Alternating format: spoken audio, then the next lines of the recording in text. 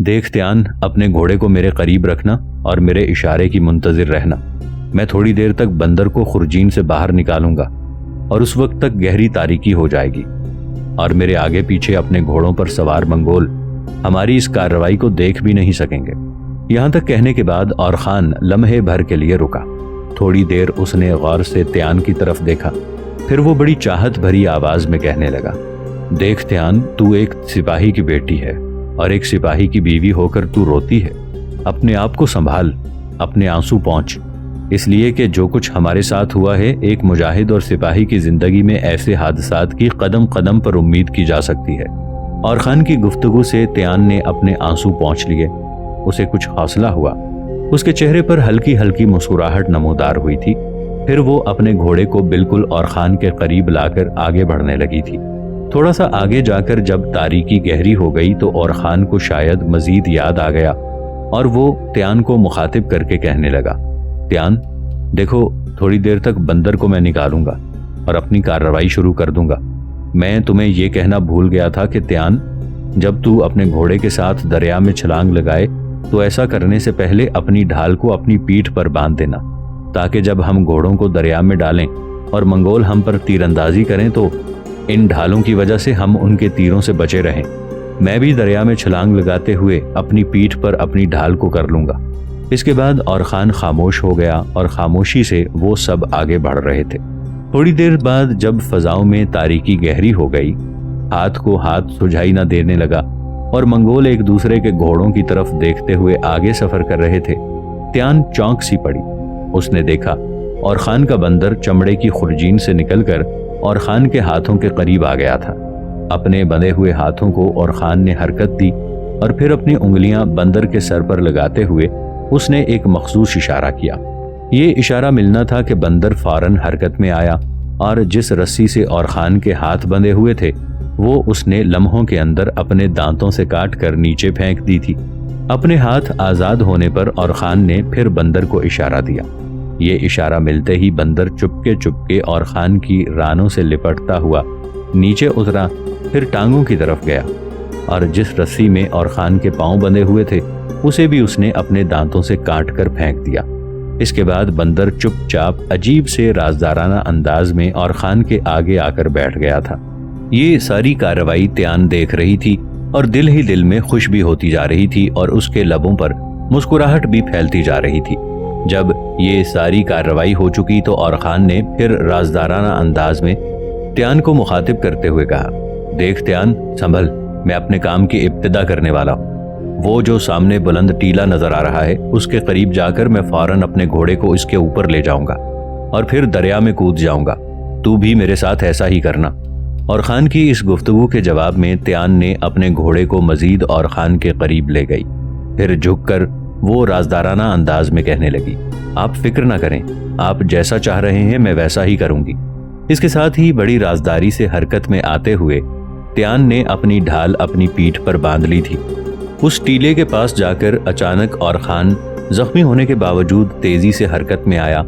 اپنی ڈھال وہ اپنی پیٹھ پر لے گیا، پھر برق کے کاندے کی طرح وہ اپنے گھوڑے پر سیدھا ہو کر بیٹھا۔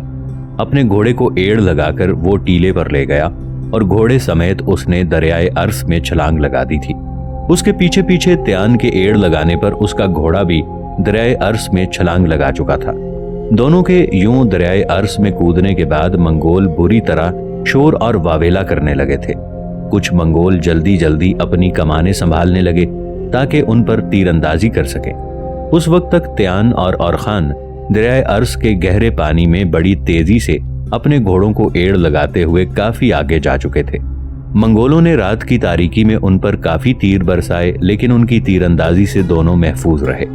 رات کی گہری تاریکی میں منگولوں کو یہ امید تھی کہ اور خان دریا میں چھلانگ لگانے کے بعد زندہ نہیں بچے گا، اس لیے کہ اس کے ہاتھ پاؤں بندھے ہوئے ہیں، اور اپنے گھوڑے سے گر گیا تو دریا میں ڈوب کر ہلاک ہو جائے گا۔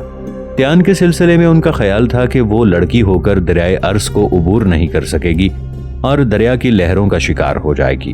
تھوڑی دیر تک وہ کنارے پر رہ کر اندھیرے میں تیر چلاتے رہے۔ اس وقت تک دونوں کے بھاگنے کی خبر پورے لشکر میں پھیل گئی۔ آگے آگے سفر کرتا چغتائی بھی اپنے گھوڑے کو بھگاتا ہوا وہاں پہنچ گیا تھا۔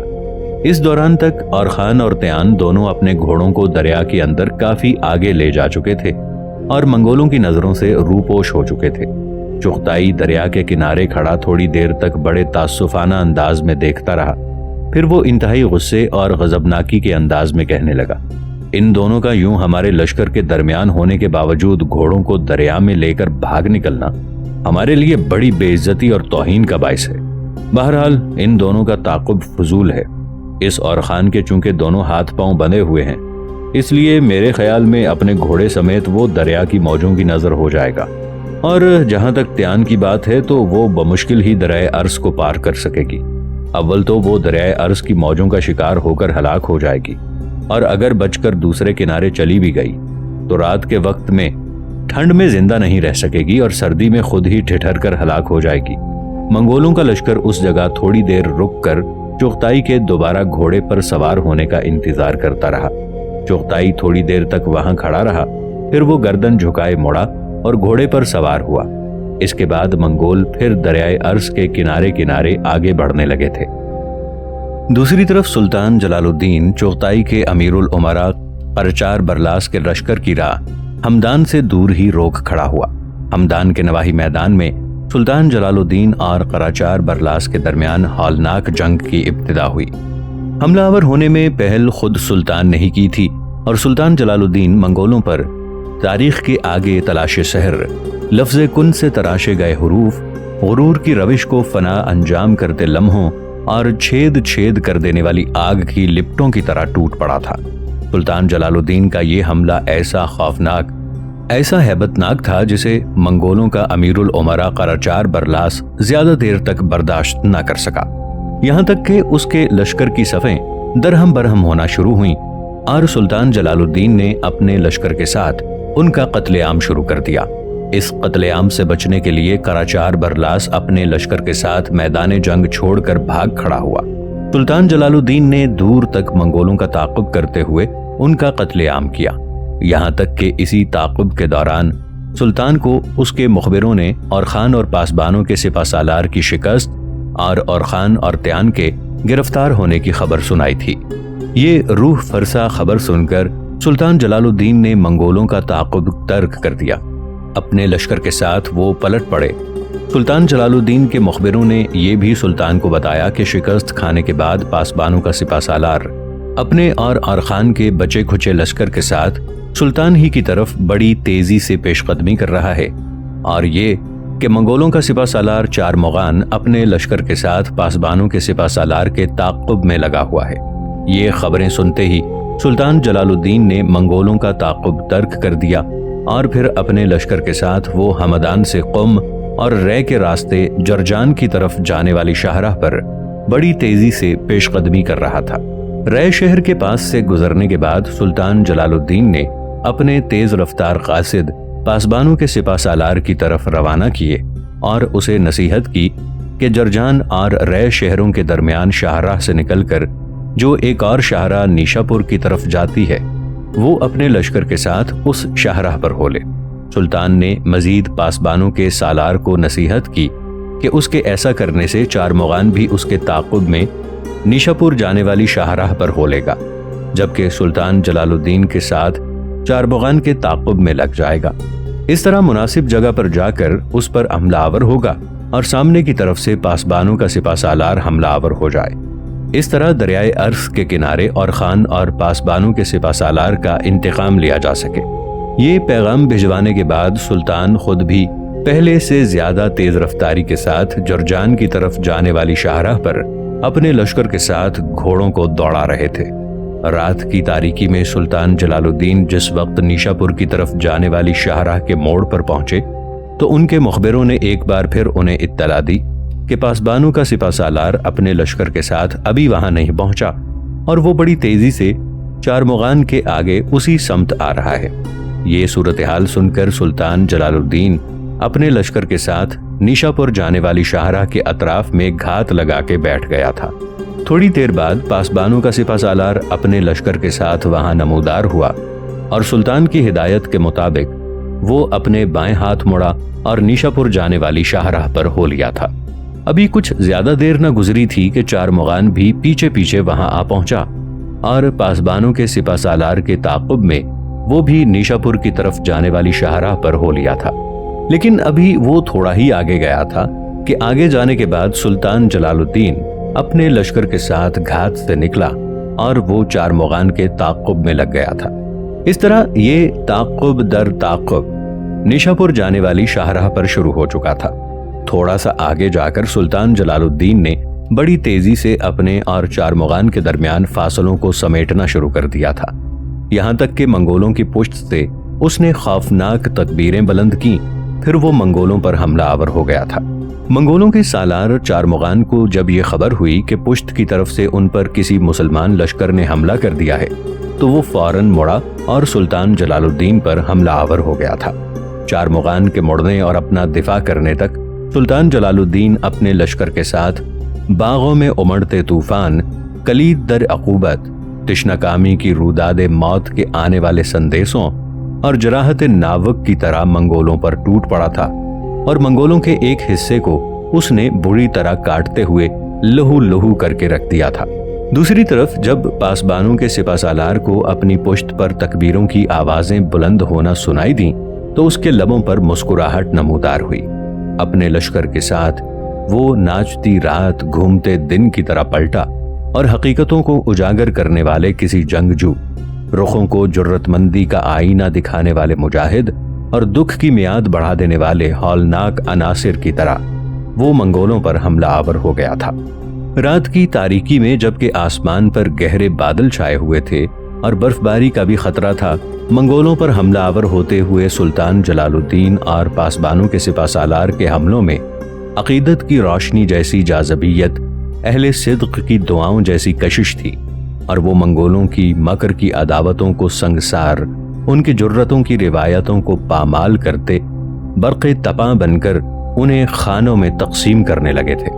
رات کی گہری تاریکی میں سلطان جلال الدین اور پاسبانوں کے سپہ سالار کے اس دو طرفہ حملے کی وجہ سے جب منگولوں کا دونوں طرف سے خوب قتل عام شروع ہوا تو جلد ہی منگولوں کی حالت دہکتی سلگتی سلاخوں کے جلدے رنگ، بے اعتماد کے لقدق صحرا، ٹھنڈی زہر بھری بوسیدگی، کالے چہروں، ننگی قدورتوں اور بندشوں سے ٹکرا کر ٹوٹتی سانسوں جیسی ہو کر رہ گئی تھی۔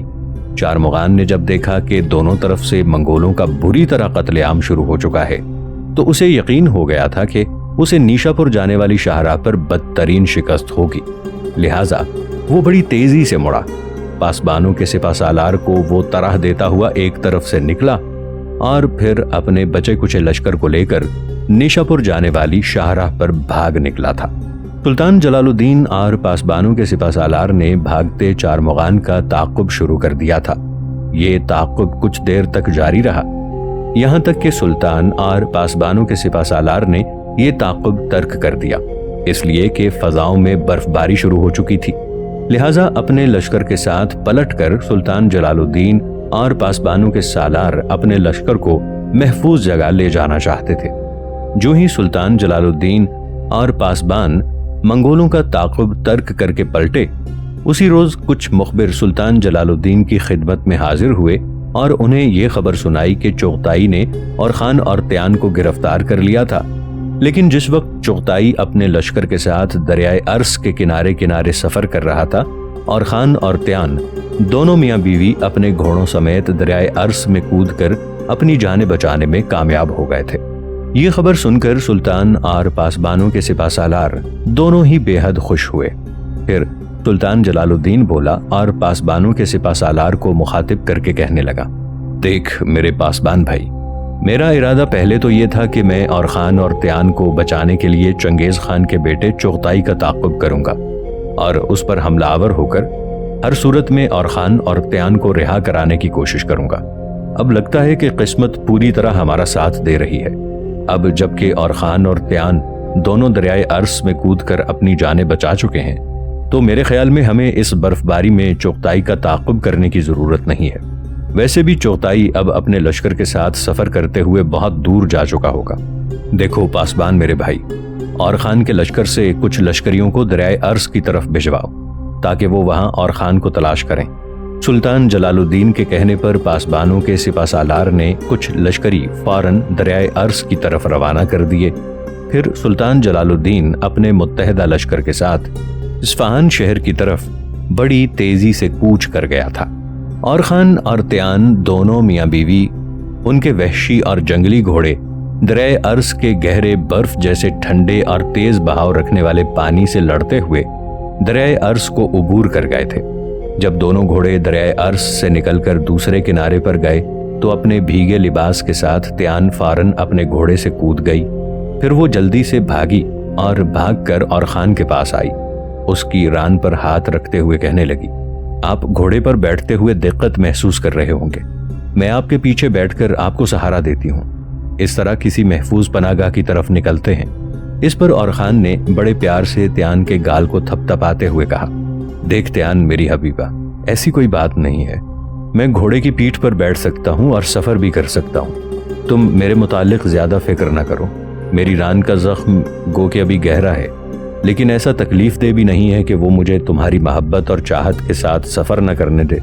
तुम फौरन अपने घोड़े पर बैठो ताकि किनारे से हटकर वो जो कोहिस्तानी सिलसिला है उसके अंदर अपने लिए कोई पनाहगाह तलाश करने की कोशिश करें।